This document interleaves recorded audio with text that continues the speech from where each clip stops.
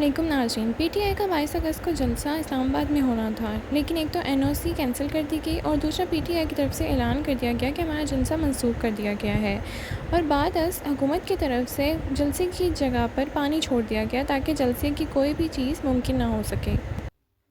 हुकूमत खान का military court में ट्रायल करना चाहती है। हुकूमत खान के ख़िलाफ़ कोई सबूत अब तक आखिर पेश क्यों नहीं कर सकी। साथ ही साथ पीएम पाकिस्तान शहबाज शरीफ का बयान आया है कि मैं और आर्मी चीफ यकजान दो कल्ब हैं। नाज़रीन, क्या पीएमएल इत्तेहादियों को अपने साथ रख पाएगी? नाज़रीन, पीएमएल के रहनुमा तारिक चौधरी से पूछा गया कि हुकूमत की तरफ से जलसा गाह पर पानी क्यों छोड़ा गया था, तो उनका बहुत साफ़ और दो टोक मौक़िफ़ था कि हमने मेक श्योर करना था कि एनओसी कैंसिल होने के बाद जलसा ना किया जाए। तो नाज़रीन, क्या अब सितंबर में पीटीआई का जलसा एनओसी दिया जाएगा और एंड वक्त पर कैंसिल नहीं किया जाएगा? जिस पर तारिक चौधरी का कहना था कि हो सकता है अगर पीटीआई की तरफ से पुरअमन जलसा हो और वो इस बात की यकीन दहानी करवाएं कि अपने जमहूरी राइट जलसे का और आईनी हक इस्तेमाल करते हुए इस्लामाबाद के 25 लाख लोगों का आईनी हक को पामाल नहीं किया जाएगा, तो ही उन्हें ये परमिशन मिलेगी। आइए सुनते हैं उनका मज़ीद क्या कहना था। अगर आप डरते नहीं थे उनके जलसे से, तो फिर वहाँ पानी क्यों छोड़ा, वहाँ पे पाबंदियाँ क्यों लगाई? उसके डरने की बात नहीं है, मैं जलसे की बात कर गुजारिश जलसे की बात कर रहा हूँ। मैं जलसे की ही बात कर रहा हूँ। पानी क्यों छोड़ा? गुजारिश इसलिए कि हमने एनओसी कैंसिल कर दी थी, तो हमने इस बात को यकीनी बनाना था कि जलसा ना हो, वहाँ पे लोगों का इज्तिमा ना हो। 8 सितंबर को आप कैंसिल तो नहीं करेंगे? देखिए, हालात पे डिपेंड करता है। 8 सितंबर को अगर हालात, आपके ख्याल दो बातें, दो, एक हालात पुरअमन हो, दूसरा वो ये है कि ये इस बात को यकीनी बनाएं कि ये वहाँ पे आके अपना एहतजाज और जमहूरी राइट जलसे का इस्तेमाल करते हुए, आईनी हक इस्तेमाल करते हुए, इस्लामाबाद के मेरे जो 25 लाख लोग हैं ना, इनकी आईनी हकूक सलब ना 40 के करीब शराइत आपने लगाई हैं।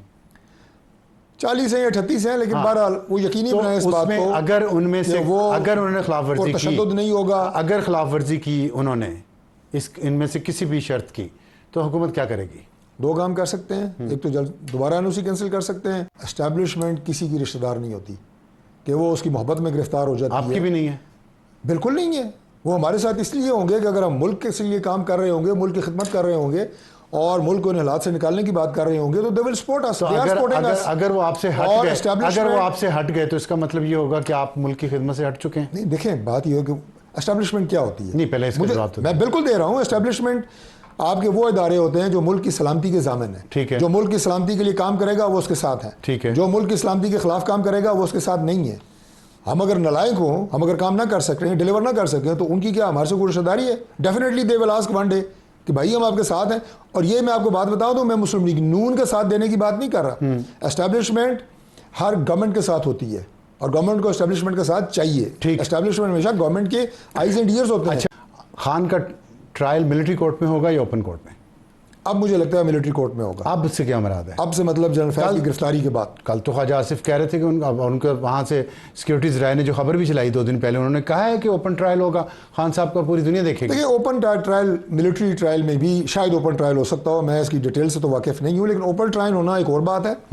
मिलिट्री ट्रायल और सिविल अदालतों में ट्रायल होना एक और बात है। मैंने आपको बरमला ये बात कही है कि 9 मई के पहले वाक़यात में ये बहस थी।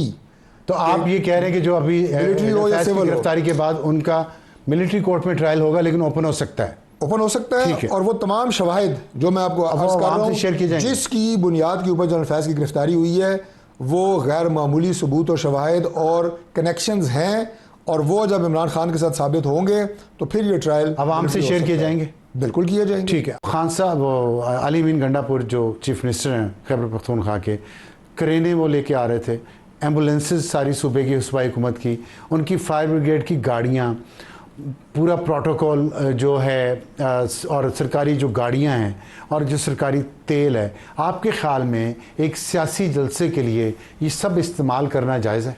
सच सच बताइएगा, दिल पे हाथ रख के। देखिए, पहली बात यह है कि जो तेल लगता, जो अखराजात होते, वो डेफिनेटली अली अमीन साहब ने, पार्टी ने अपनी जेब से देने थे। कोई सबूत देखिए आए नहीं है ना। जब आते अखराजात आते तो हम जो है उसका आपको सबूत भी सवाबी तक तो पहुंची नहीं सारी चीजें। नहीं है, सवाबी तक तो पहुंची नहीं, उधर ही रहे वहाँ सवाबी तक पहुंची है। नहीं तो चलें, वो इस्तेमाल उनका सिर्फ फ्यूल ही इस्तेमाल होता है। देखिए, फ्यूल के अलावा भी जो उनका रेंट है या जो उनकी चीजें हैं, वो डेफिनेटली हमने उसको अपनी सबूत देंगे आप।